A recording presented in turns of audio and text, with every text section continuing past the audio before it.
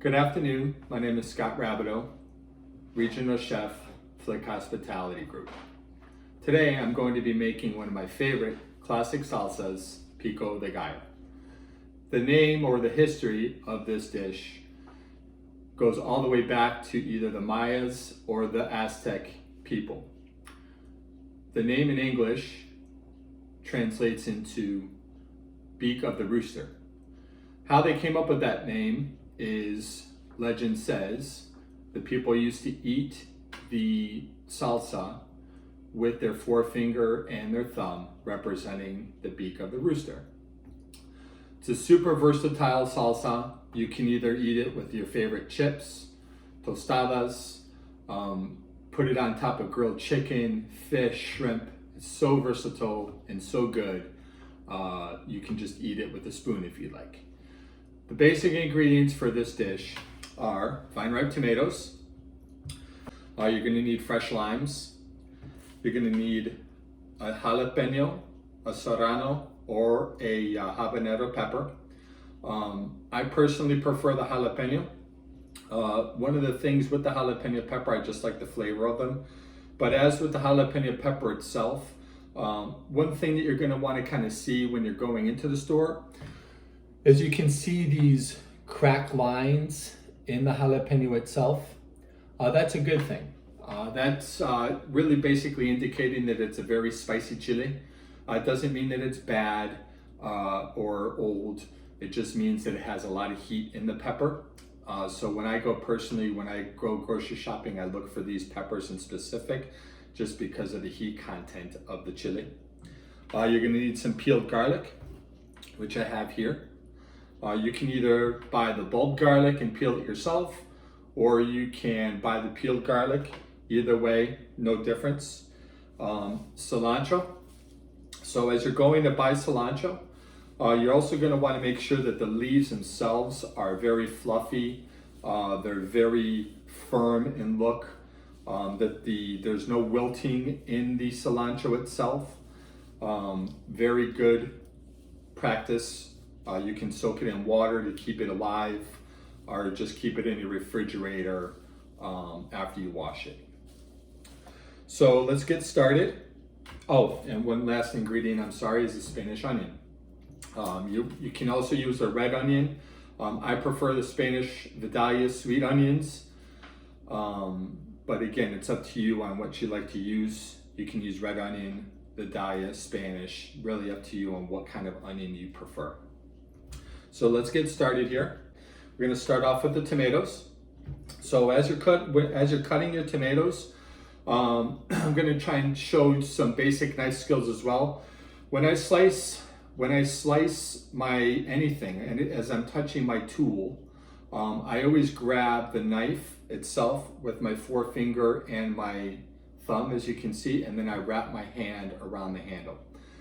This is just a very standard basic 101 knife skill that I like to do. So when you're taking your tomato, you're going to want to take the tomato and slice it down. I try and keep it all together as I'm slicing, so that way I can then stack it again. Okay, once it's sliced like that, you're going to stack it again, and you're going to make the slices as thick as you want the tomatoes to be. I turn the tomato again, and then I just dice it down until, again, the thickness of the salsa that I'm looking for. Okay, so as you can see here, that's what I'm looking for in the tomatoes. You're roughly going to need, again, about 2 cups of tomato. This is probably good for about 4 people. And again, this salsa should be made fresh daily. If you want to make it ahead of time, you can. But because adding the acid and stuff into the Pico de Gallo, the acid will start breaking down the tomato itself. And then it'll start pickling the tomatoes, okay? So I'm just gonna get a couple tomatoes in here real quick after I've washed them. Okay, I'm gonna move this to the side. Again, gonna do the same routine, okay? Gonna slice your tomato.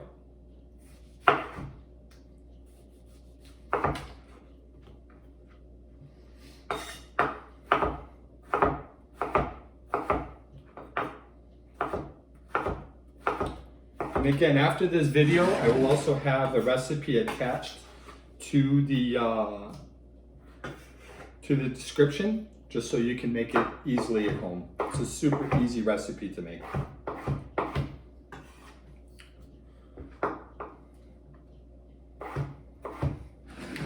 Sorry, put this out of the way again.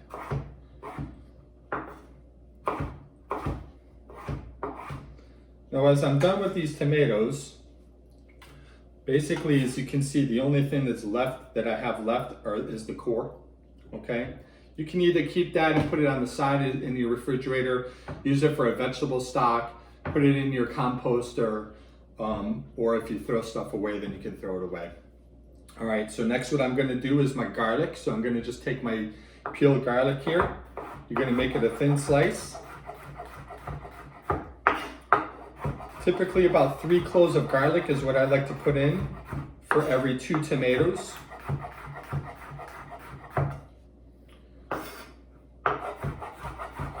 Then you're gonna just chop the garlic up like this, okay?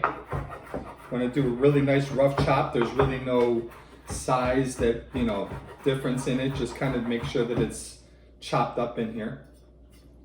Gonna add this directly into the tomato. So this salsa, people, if you've ever heard like a salsa cruda or a raw salsa, this is very similar to that as well. Onion. So, some people ask me, oh, how do you not cry with tomatoes or with onions? Typically, with the onion itself, if you cut off this part of the onion first, and then the other side of the onion, I tend to not cry a lot. But again, it depends on how strong or how pungent the onion is itself. So once you have the onion 2 sides cut, you're gonna cut it right down the middle. Okay, now this is a little insider trick of how to dice an onion. Gonna remove all the skin. And again, if you wanna save the skin, keep it for a vegetable stock or a chicken stock or something towards that effect. They're not gonna go bad. Throw it into your garden as a composter. Again, same thing. Okay, so again, when you're taking the onion itself, okay, so what I do is I put the onion lengthwise like this, and then I'll take the onion,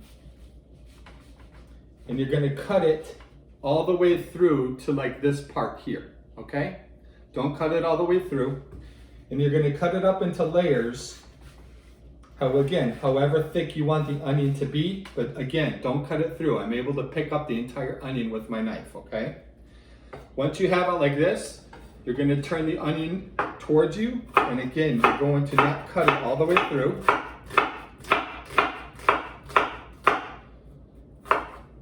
So it's one whole onion still. Then you're gonna turn it again this way, and you're going to just dice all the way down. And you're gonna cut it on however big you'd like your diced onions to be. And as you can see, the entire onion is diced without having to do any further chopping. Again, you're going to add this directly into the tomato mixture.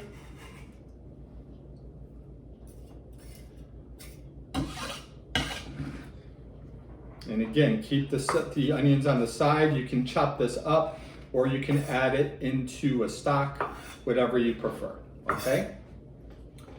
Next is your jalapeno pepper. So with the jalapeno peppers, again, it depends on how much heat you like in your salsas. If you don't like a lot of heat, you can remove the seeds of the salsa or of the jalapeno, or you can keep the seeds in the salsa. Again, I prefer my food spicy, especially my salsas. So I like to keep the seeds in. And again, you're gonna cut it into strips. You're gonna cut it into whatever size pieces you like. I like to kind of give a little bit of a texture to it and kind of make them a little bit smaller than the tomato. But again, you're gonna just take these and dump them right inside the salsa. Okay?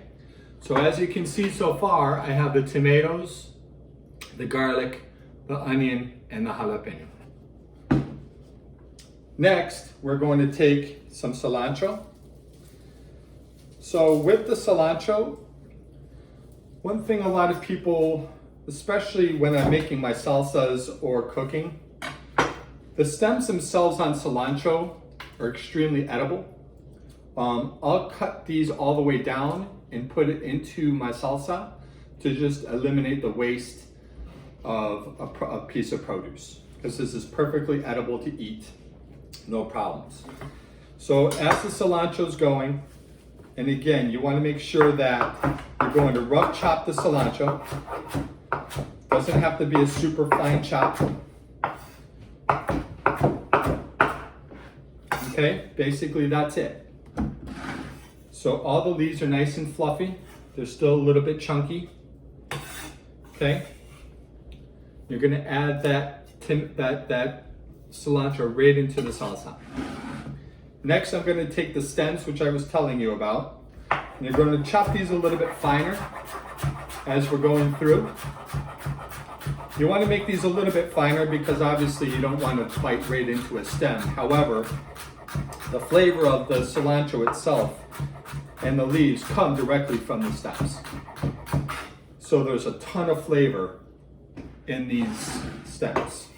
If you've ever heard like of a celery root or something towards that effect, it's the same thing, okay?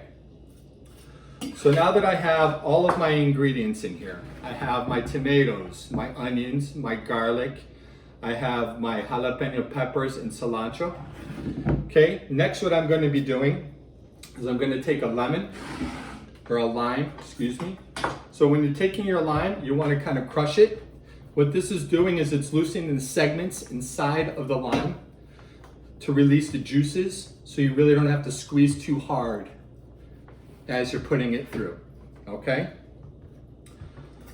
You're going to cut the lime in half and just squeeze the juice in. Now it depends on how much juice you're going to get from one lime. I roughly want to put about 1/4 cup of lime juice into my Pico de Gallo.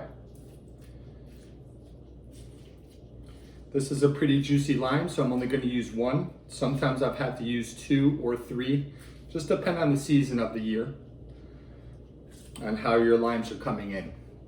Okay? Once you have all that together, now I'm going to take my measuring spoons and I'm going to roughly take about 1.5 teaspoons of kosher salt.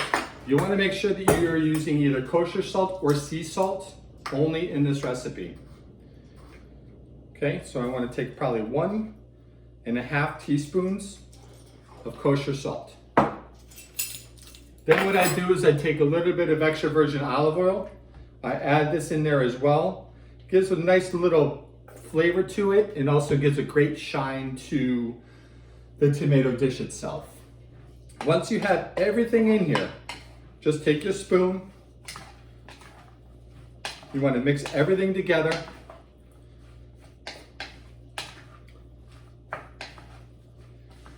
Everything's looking great, as you can kind of see. I'm going to pull it a little bit closer so you can kind of see. All the colors are there. It also kind of emanates the color of the Mexican flag, the green, white, and red. And that is your basic Pico de Gallo. Now let's give it a try. See how we did together. And again, just take one of your favorite chips, any kind of tostada, and then just give it a try.